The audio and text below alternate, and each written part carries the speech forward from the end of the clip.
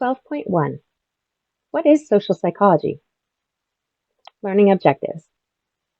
By the end of this section, you will be able to define social psychology, describe situational versus dispositional influences on behavior, and describe the fundamental attribution error.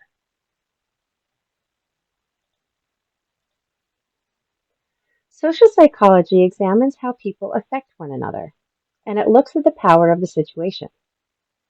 Social psychologists assert that an individual's thoughts, feelings, and behaviors are very much influenced by social situations. Essentially, people will change their behavior to align with the social situation at hand. If we are in a new situation or are unsure how to behave, we will take our cues from other individuals. The field of social psychology studies topics at both the intra and interpersonal levels. Intrapersonal topics, those that pertain to the individual, include emotions and attitudes, the self, and social cognition, or the ways in which we think about ourselves and others. Interpersonal topics, those that pertain to dyads and groups, include helping behavior, aggression, prejudice and discrimination, attraction and close relationships, and group processes and intergroup relationships. Figure 12.2. Social psychology deals with all kinds of interactions between people, spanning a wide range of how we connect, from moments of confrontation to moments of working together and helping others, as shown here. Social psychologists focus on how people construe or interpret situations and how these interpretations influence their thoughts, feelings, and behaviors. Thus, social psychology studies individuals in a social context and how situational variables interact to influence behavior. In this chapter, we discuss the intrapersonal processes of self-presentation, cognitive dissonance and attitude change, and the interpersonal processes of conformity and obedience, aggression and altruism, and finally, love and attraction. Situational and dispositional influences on behavior. Behavior is a product of both the situation, for example, cultural influences, social roles, and the presence of bystanders, and of the person, for example, personality characteristics. Subfields of psychology tend to focus on one influence or behavior over others. Situationism is the view that our behavior and actions are determined by our immediate environment and surroundings. In contrast, dispositionism holds that our behavior is determined by internal factors. An internal factor is an attribute of a person and includes personality traits and temperament. Social psychologists have tended to take the situationist perspective, whereas personality psychologists have promoted the dispositionist perspective. Modern approaches to social psychology, however, take both the situation and the individual into account when studying human behavior. In fact, the field of social personality psychology has emerged to study the complex interaction of internal and situational factors that affect human behavior. Fundamental attribution error. In the United States, the predominant culture tends to favor a dispositional approach in explaining human behavior. Why do you think this is? We tend to think that people are in control of their own behaviors, and therefore, any behavior change must be due to something internal, such as their personality, habits, or temperament. According to some social psychologists, people tend to overemphasize internal factors as explanations or attributions for the behavior of other people. They tend to assume that the behavior of another person is a trait of that person. and to underestimate the power of the situation on the behavior of others. They tend to fail to recognize when the behavior of another is due to situational variables and thus to the person's state. This erroneous assumption is called the fundamental attribution error. To better understand, imagine this scenario. Greg returns home from work, and upon opening the front door, his wife happily greets him and inquires about his day. Instead of greeting his wife, Greg yells at her, "Leave me alone!" Why did Greg yell at his wife? How would someone committing the fundamental attribution error explain Greg's behavior? The most common response is that Greg is a mean, angry, or unfriendly person, his traits. This is an internal or dispositional explanation. However, imagine that Greg was just laid off from his job due to company downsizing. Would your explanation for Greg's behavior change? Your revised explanation might be that Greg was frustrated and disappointed for losing his job. Therefore, he was in a bad mood, his state. This is now an external or situational explanation for Greg's behavior. The fundamental attribution error is so powerful that people often overlook obvious situational influences on behavior. A classic example was demonstrated in a series of experiments known as the Quizmaster study.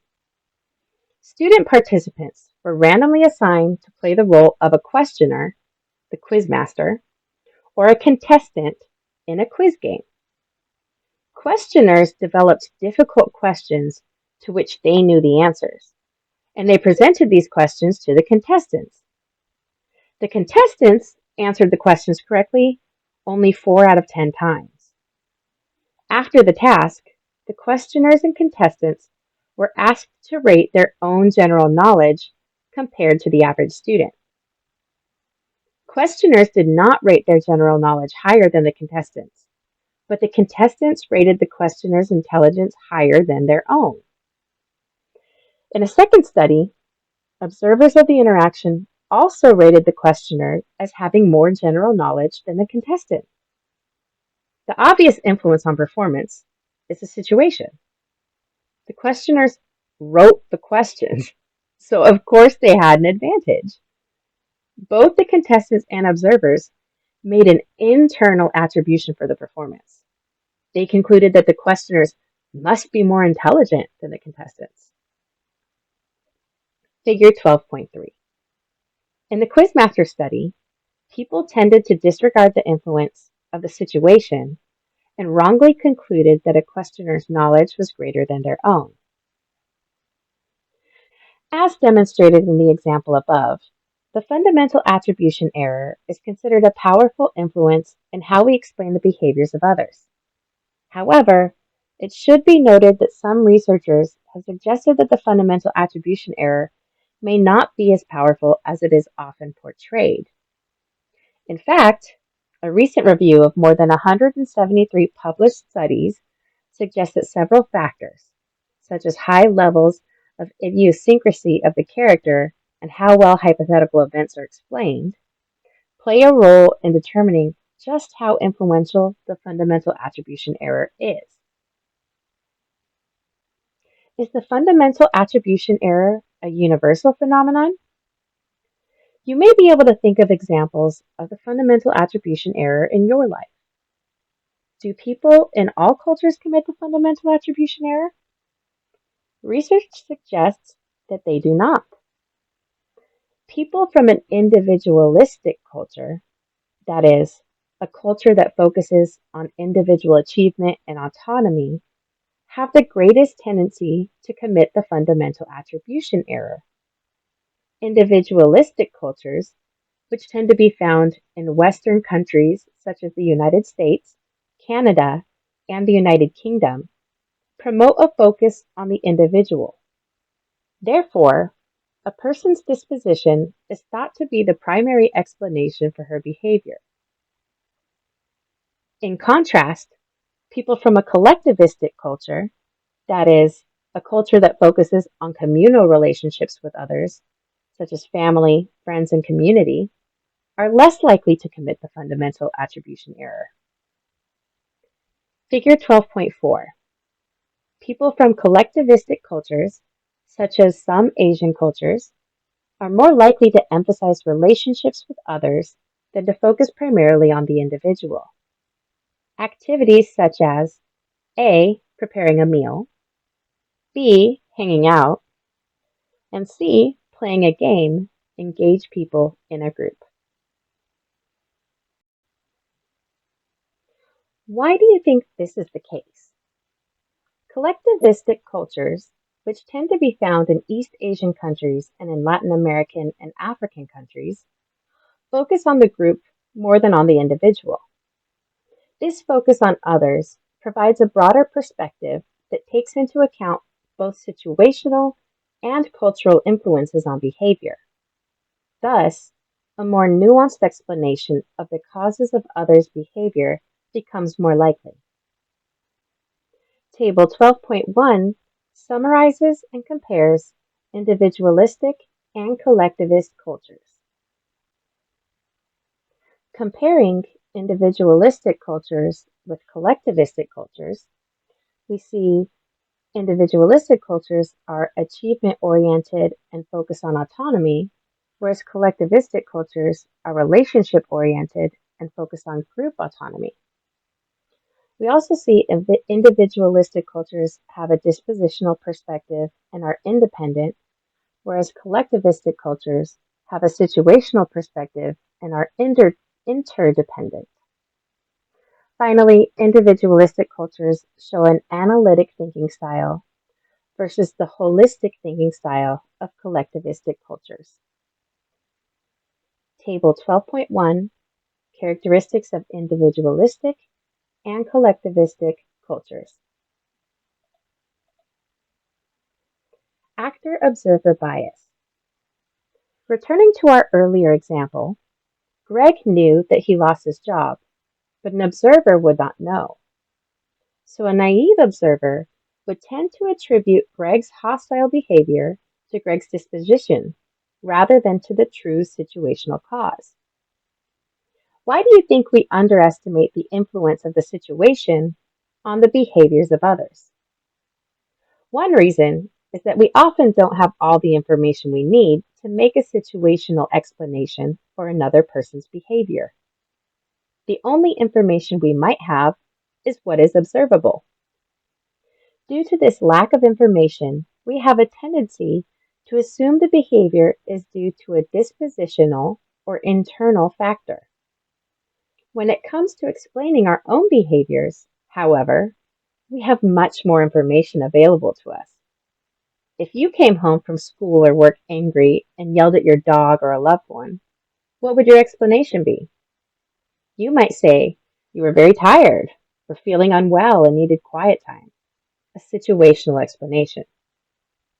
The actor-observer bias is the phenomenon of attributing other people's behavior to internal factors while attributing our own behavior to situational forces.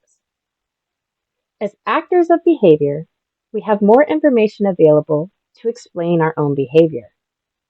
However, as observers, we have less information available. Therefore, we tend to default to a dispositionist perspective.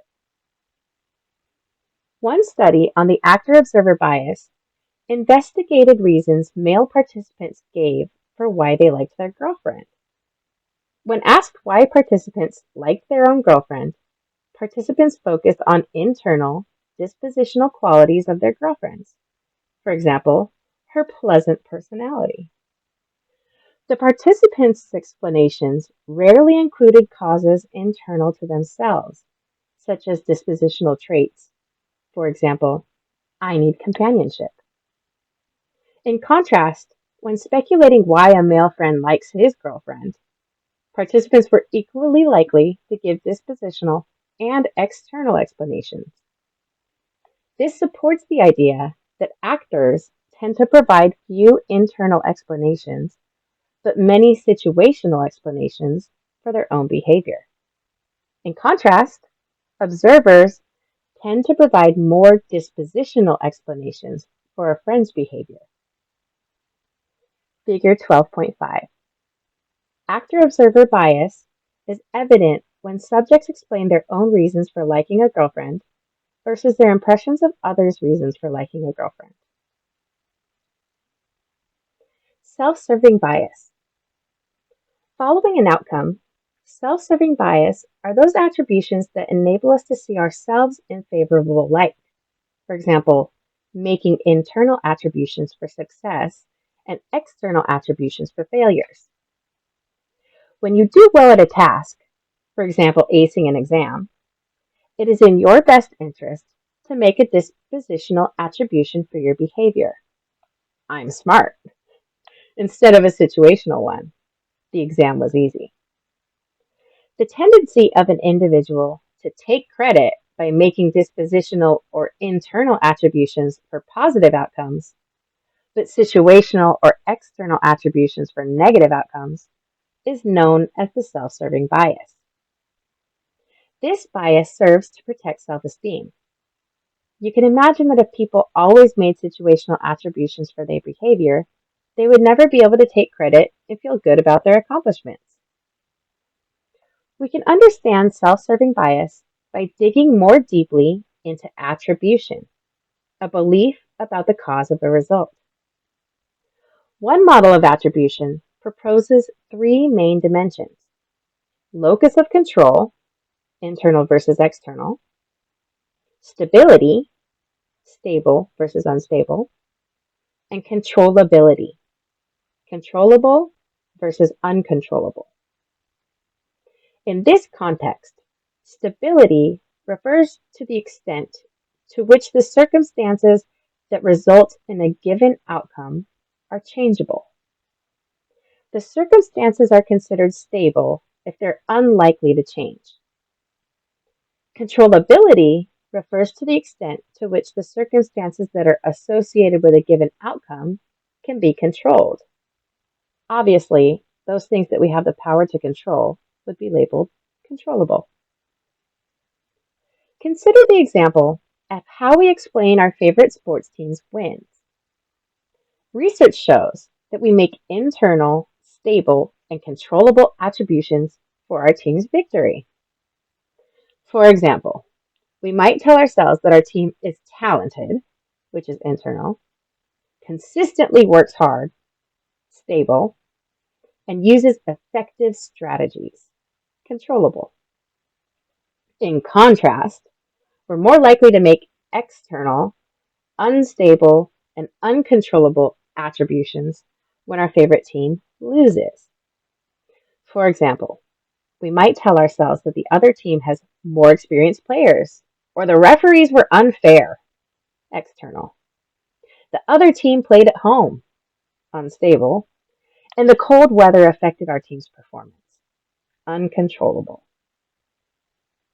Figure 12.6. We tend to believe that our team wins because it's better, but loses for reasons it can't control. Just world hypothesis. One consequence of Westerners' tendency to provide dispositional explanations for behavior is victim blame. When people experience bad fortune, others tend to assume that they somehow are responsible for their own fate. A common ideology, or worldview, in the United States is the just world hypothesis. The just world hypothesis is the belief that people get the outcomes they deserve. In order to maintain the belief that the world is a fair place, people tend to think that good people experience positive outcomes and bad people experience negative outcomes. The ability to think of the world as a fair place where people get what they deserve allows us to feel that the world is predictable and that we have some control over our life outcomes. For example, if you want to experience positive outcomes, you just need to work hard to get ahead in life. Can you think of a negative consequence of the just world hypothesis? One negative consequence is people's tendency to blame poor individuals for their plight. What common explanations are given for why people live in poverty? Have you heard statements such as, the poor are lazy and just don't want to work? Or, poor people just want to live off the government? What types of explanations are these? Dispositional or situational? These dispositional explanations are clear examples of the fundamental attribution error. Blaming poor people for their poverty ignores situational factors that impact them, such as high unemployment rates, recession, poor educational opportunities, and the familial cycle of poverty. Other research shows that people who hold just world beliefs have negative attitudes toward people who are unemployed and people living with AIDS. In the United States and other countries, victims of sexual assault may find themselves blamed for their abuse. Victim advocacy groups, such as Domestic Violence Ended, DOVE, attend court in support of victims to ensure that blame is directed at the perpetrators of sexual violence, not the victims. Figure 12.7. People who hold just world beliefs tend to blame the people in poverty for their circumstances, ignoring situational and cultural causes of poverty.